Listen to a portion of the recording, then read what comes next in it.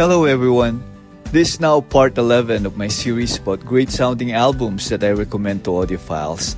But before that, I want to invite you to subscribe if you like hi-fi music, or if you're a budding audiophile, and even if you're a veteran audiophile, as maybe you can share a few things among us. The albums I will present on this video are legendary on the genre that they represent and are acknowledged not only for the beautiful instrumentation but also for being great sounding albums. Here we go in no particular order. The first is The Soft Bulletin by The Flaming Lips.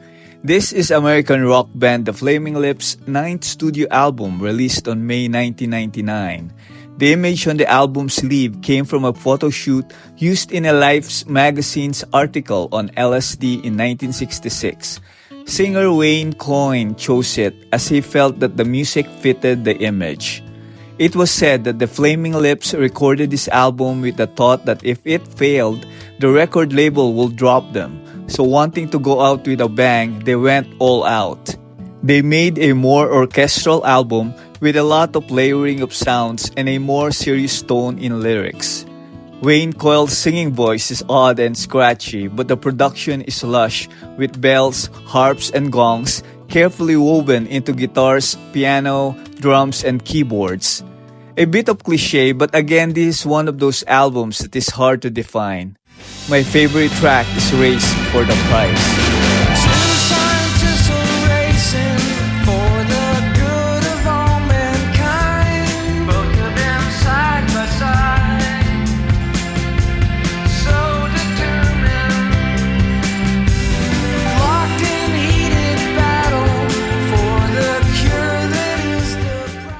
Next is Live at the Sands Before Frank by Count Basie. This is a live album by the pianist and band leader Count Basie, released on 1998. Performances were recorded in Las Vegas in 1966 at the same concerts that produced Frank Sinatra's album Sinatra at the Sands. This is the recording of the warm-up sets by Basie's band before Sinatra's performances. Before Sinatra hit the stage, Count Basie and his big band warmed up enthusiastic crowd with a brief set of their own and play Basie's trademark swing music. This album is renowned for its deep soundstage, sonic clarity, and transparency, and gives you that feeling of being in a swanky club listening to a first-rate orchestra. Basie's fine piano playing is the focal point, and you can hear it in great detail, especially on the track I Needs to Be Beat With.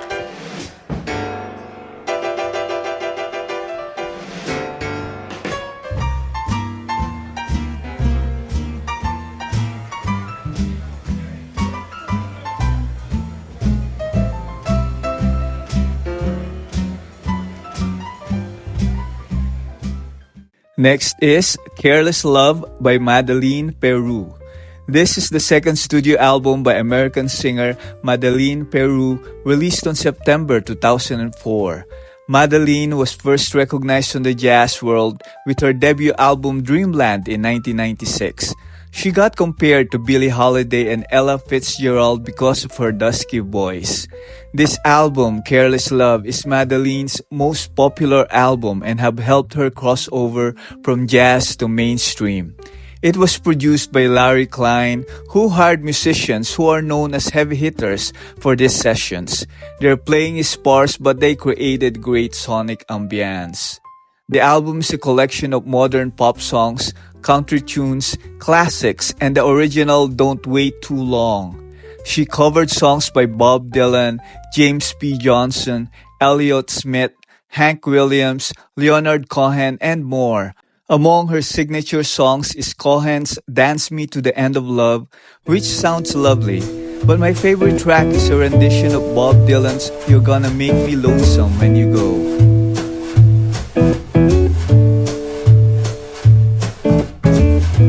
I've seen love go by my door. It's never been this close before. Never been so easy or so slow. Been shooting in the dark too long. Next is Fragile by Yes. This is the fourth studio album by the English progressive rock band Yes, released in UK in November 1971 and in US on January 1972. Yes is known for crafting eccentric but interesting pop records with science fiction and fantasy elements. They are among the longest-lasting and most successful of the 70s progressive rock groups. Fragile is Yes' breakthrough album and one of those high production value rock music recorded in the 60s and 70s. The album comprises of solo pieces by each of the band's 5 members with 4 group efforts. Each song is a classic and reveals the high degree of talent and creativity in the band. The CD I have contains bonus tracks, including a nice rendition of Simon and Garfunkel's song, America.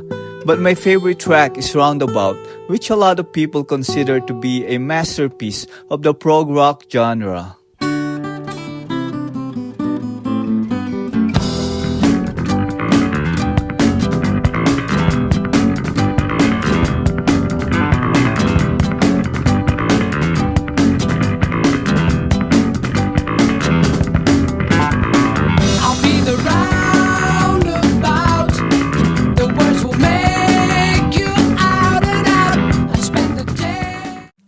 And last but not the least for this video is Forever Changes by Love. This is the third studio album by the American rock band Love, originally released on November 1967. The CD I have is an SACD original master recording released by Mobile Fidelity Sound Lab in 2014. Forever Changes had only moderate success upon its release but has become an influential document of 1960s psychedelia and named among the greatest albums of all time, landing in number 40 on Rolling Stone's 500 Greatest Albums list.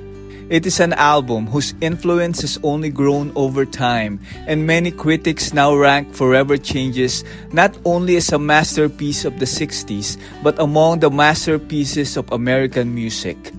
Love is a biracial band and was recognized as wild, funny, and pioneering the type of folk rock in which acoustic guitars blends into elegant symphonic sweep with mariachi brass. My favorite is the opening track, Alone Again.